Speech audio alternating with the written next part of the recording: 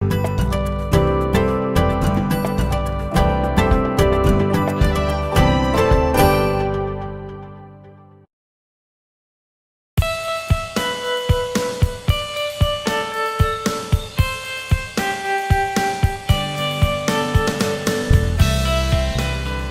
in Conwy is a provision for older people over the age of 60, and it's an alternative to traditional residential care or care in a sheltered accommodation. The care provided is domiciliary care, which is similar to what people have in the wider community. Within the extra care facility, we can operate more flexibly, and that's delivering the care that you need and you've been assessed as needing at the right time for you. Mae gofal ychwanegol yn wahanol i yr opsiynau o gyn bobl hŷn cynt. Yr opsiwn wir oedd aros gartra gyda gofal a chefnogaeth neu fynd i gartra preswyl neu tai gwarchodol wrach. Ond mae gofal ychwanegol yn rhywbeth sydd yn y canol rhwng hynna i gyd. Mae o'n cynnig cartra annibynnol i chi, fflat 1 neu 2 ystafell wely. A hefyd dal yn cadw'ch annibyniaeth, ond mae yna gofal a cefnogaeth ar y safle 4 awr hugain y dydd. Mae'n cynnig mwy na'r tair gwarchodol arferol. Mae hefyd yn gyfle i bobl gymdeithasu, gwneud ffrindiau newydd, cymdeithasu mewn gwahanol weithgareddau, cael pryd iach yn yr bwyty ddyddiol, a jyst bod yn rhan o gymuned. I was then in Llandudno Hospital for 5 months, worked with the physiotherapists. Took me a long time before I could stand up and walk, because confidence is a great thing. When they discharged me, the OT came to the house and she'd arranged for someone to come and move my bed downstairs into the lounge and the commode, and that was it. That was going to be my life. From the minute I came here, I had a shower on my own. It took me ages, and I needed to get back in bed after I'd had one. I was so tired, but I did it. And that was each day. And then they used to take me down in the manual wheelchair. Then one day I asked the carers I wanted to walk down. So they escorted me, and I went in the dining room, which is quite overwhelming in the beginning. And everyone clapped. They urge you on, because we're all really, in one way or another, in the same boat. Mae gofal ychwanegol gan fod o'n ethos eitha newydd yn rhoi cyfle i ni ddylunio adeilad o'r cychwyn sy'n addas ar gyfer pobl hŷn. Mae'r fflatiau gyda ystafell folchi a chawod yn yma'n hytrach na bath. Mae'r coridorau yn llydan a fy handrel ar hyd yr ochr bob ffordd. Mae'r goleuadau'n dda, mae yna lifts yn bob bloc. Mae yna system drws fynedfa, a mae'r lle yn saff ac yn ddiogel i pobl. Felly mae'r ffaith bod ni'n gallu adeiladu rhywbeth o dechrau sy'n addas ar gyfer pobl hyn fel maen nhw'n heneiddio, yn helpu bobl i gadw annibyniaeth yn hirach, a beth da ni'n weld yma ydy bod pobl yn gwneud hynny. Maen nhw anen llai ofal a chefnogaeth achos bod yr adeilad mor addas i'w anghenion nhw fel maen nhw'n newid ac yn mynd yn hyn.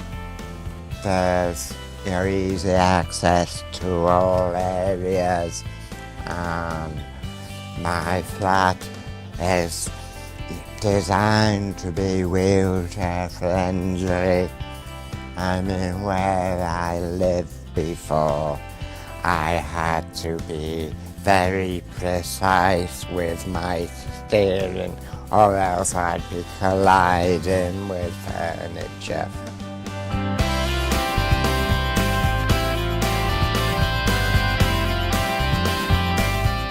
Well, that was one of the attractions. I had never lived in a flat, for instance, and not in a commune. I can enjoy my privacy. I can socialise, and I like socialising as well. Somebody tapped my shoulder and said, "You mustn't sit there on your own. Come and sit with us." And I moved over, and that was the beginning of a brilliant friendship. Da ni wedi gweld sawl esiampl o sut mae bywyd mewn cynllun gofal ychwanegol di newid bywydau pobl. Mae cyple'n gallu aros efo'i gilydd fel maen nhw'n mynd yn hun, ella fel arall fysa un mewn cartre adra ac un mewn cartre preswyl. Mae cwpl yn gallu aros efo'i gilydd, yn byw efo'i gilydd gyda chefnogaeth gan y staff sydd yma. Mae yna bobl hefyd oedd yn byw mewn tai o ddim yn addas i anghenion nhw rwan. Rhai wedi cael stroke hwrach neu rhai methu mynd i fyny grisia. Fel o'n i'n dweud, mae dyluniad ar adeilad yn neud o'n mwy hwylus i nhw fyw yma. A bod yna gymaint o bethau ar y safle fel salon trin gwallt, fel bwyty, lot o bethau gweithgareddau i wneud yn bwysig i bobl. A wedyn o'n i'n meddwl, weithiau dwi'n yn teimlo'n dda. So nes i feddwl dod yma am bod na le independent, ond bod ofal hefyd. Os dwi'n angeno. So na be nath fi wneud y meddwl i ddod yma. A dwi'n nabod lot yma. So fedra i sgwrsio, sôn am hen amser, a dwi'n licio yma. Dwi'n modd yma. Dwi'n meddwl bod o'n dda iawn. Ond dwi wedi setlo y diwrnod cyntaf eisiau yma. A pawb yn ffeind. Da ni'n gwneud llawer o bethau.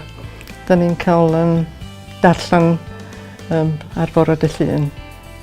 Ac tai chi. A bowls. A bingo. A llawer o bethau eraill. O'n i wedi bod yn yr ysbyty am wythnosa ac yn cael operation ar y pen yn Walton. Ac wedyn fedrwn ni ddim mynd adra byw a ben fy'n hun. Efo pobl eraill. Dwi licio bod efo pobl eraill na ddim ar ben fy'n hun. Ac fydda i jyst yn 2 blynedd i mis nesaf dwi wedi dod i mewn i fama. A dwi wedi bod yn tu hwnt a hapus. But now she has her independence, she's in a flat.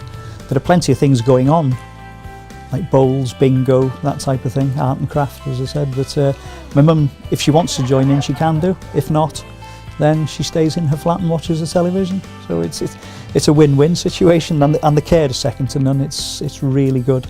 The staff are good. I was assured by the care manager only this week that, you know, as my mum gets older, as her care needs increase maybe, then there's no problem. Her care will increase as needed. So again, it's peace of mind, isn't it? It's so simple. It works.